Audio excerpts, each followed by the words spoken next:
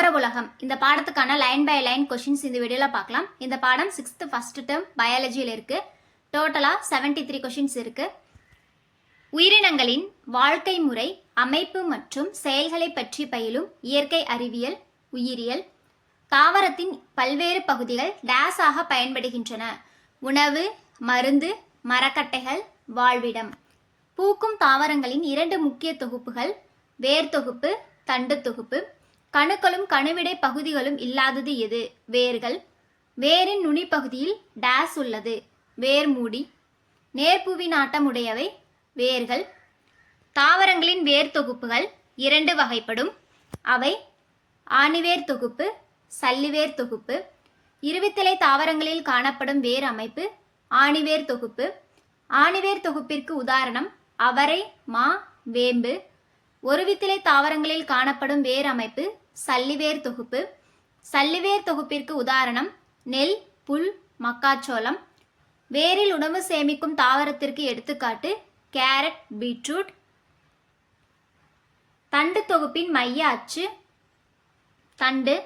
கணுக்களும் கணுவிடை பகுதிகளும் காணப்படுவது தண்டு. தண்டில் இலைகள் தோன்றும் பகுதி கணு.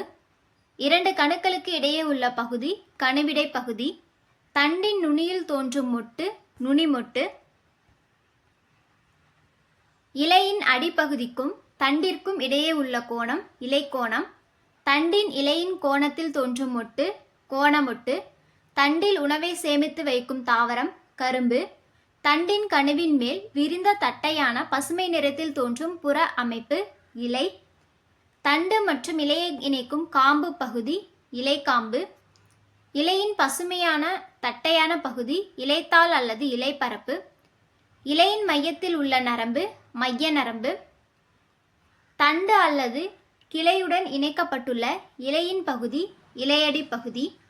சில இலைகளின் அடிப்பகுதியில் காணப்படும் 2 சிறிய பக்கவாட்டு வளரிகள் இலையடி செதில்கள். இலைகள் பசுமை நிறத்தில் காணப்படுவதற்கு காரணமான நிறமி பச்சையம். இலையின் அடிப்பகுதியில் காணப்படும் நுண்ணிய துளைகள் இலைத்துளைகள். இலைத்துளை வழியே நடைபெறுவது நீராவி போக்கு. இலையின் 3 முக்கிய பணிகள் ஒளிச்சேர்க்கை, சுவாசம், நீராவி போக்கு. நீரில் வாழும் தாவரத்தின் எந்த தாவரத்தின் இலைகள் 3 மீட்டர் விட்டம் வரையில் வளரும்? விக்டோரியா அமேசோனிகா. விக்டோரியா அமேசோனிகாவின் இலையின் மேற்பரப்பு எத்தனை கிலோகிராம் எடை கொண்டது? 45 கிலோ. எதன் அடிப்படையில் தாவரங்களை வகைப்படுத்துகிறோம்? பூ மற்றும் விதையின் அடிப்படையில் தாவரங்களை வகைப்படுத்துகிறோம். பூவின் அடிப்படையில் தாவரங்களை 2 வகையாக வகைப்படுத்தலாம். ஒன்று பார்த்திங்கன்னா பூக்கும் தாவரம், இன்னொன்று பூவா தாவரம். பூக்கும் தாவரத்திற்கு உதாரணம் சூரியகாந்தி. பூவா தாவரத்திற்கு உதாரணம் ரிக்ஷியா. விதையின் அடிப்படையில் தாவரங்களை ஆஞ்சியோஸ்போம்கள், ஜிம்னோஸ்போம்கள் என்று 2 வகையாக வகைப்படுத்தலாம். ஆஞ்சியோஸ்போம்கள் என்பது மூடிய விதை தாவரங்கள். விதைகள் கனிகளில் புதைந்திருக்கும். எடுத்துக்காட்டு மா.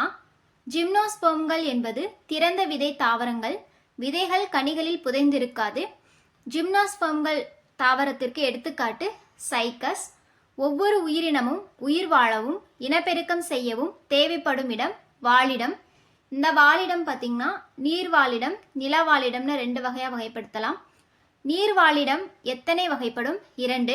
அவை நன்னீர் வாழிடம், கடல் நீர் வாழிடம். நன்னீர் வாழிடங்கள் எவை? ஆறுகள், குளங்கள், குட்டைகள், ஏரிகள். நன்னீரில் காணப்படும் தாவரங்கள் ஆகாயத்தாமரை, அல்லி, தாமரை. தாமரையின் இலைக்காம்பில் உள்ள எது நீரில் மிதக்க உதவுகின்றன? காற்று இடைவெளிகள். பூமியின் மேற்பரப்பானது எத்தனை சதவீதம் கடல் நீரினால் சூழப்பட்டுள்ளது? 70%.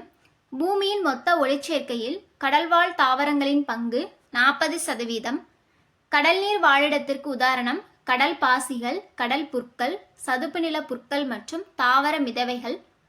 உலகின் மிக நீளமான நதி நைல் நதி. 6650 கிலோமீட்டர் நீளமுடையது. இந்தியாவின் மிக நீளமான நதி கங்கை நதி. 2525 கிலோமீட்டர் நீளமுடையது. நில வாழிடங்களின் வகைகள் 3. அவை காடுகள், புல்வெளிகள், பாலைவனங்கள். ஒரு கண்டத்தின் அளவிற்கு பெரியதாகவோ அல்லது தீவின் அளவிற்கு சிறியதாகவோ இருப்பது நிலவாழிடம். உலகில் நில வாழிடங்களின் பங்கு 28%. உலகிற்கான ஆக்சிஜன் தேவையில் பாதியை கொடுக்கும் காடுகள் அமேசான் மலைக்காடுகள். இந்த அமேசான் மலைக்காடுகள் தென் அமெரிக்காவில் இருக்கு. 470 மில்லியன் ஆண்டுகளுக்கு முன் உருவான நிலவாழ் தாவரங்கள் மாஸ்கல் மற்றும் லிவர்வோட்ஸ். உலக வாழிட நாள் அக்டோபர் முதல் திங்கட்கிழமை. காடுகளை எவ்வாறு வகைப்படுத்தலாம்? வெப்பமண்டல காடுகள், குளிர் பிரதேச காடுகள், மலைக்காடுகள்.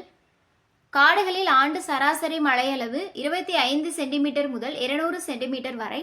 புல்வெளி வாழிடத்திற்கு உதாரணம் சவானா.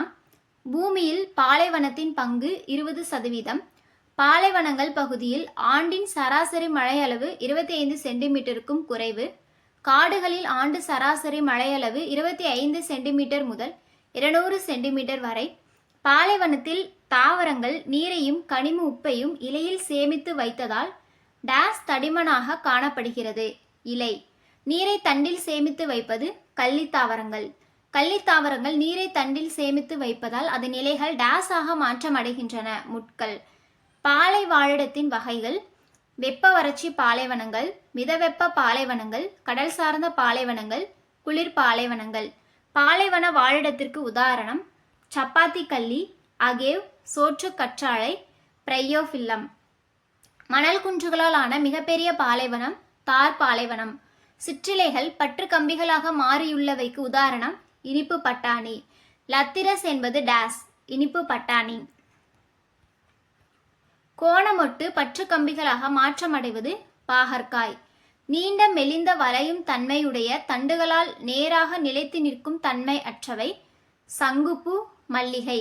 எந்த வகை கற்றாழையில் இலையின் நுனிப்பகுதி மற்றும் விளிம்புகள் முட்களாக மாறுபாடு அடைந்துள்ளது? அகேவ். இது ரயில் கற்றாழைன்னு சொல்லுவாங்க. இலைகள் சிறு முட்களாக மாறியுள்ள தாவரம் சப்பாத்தி கள்ளி.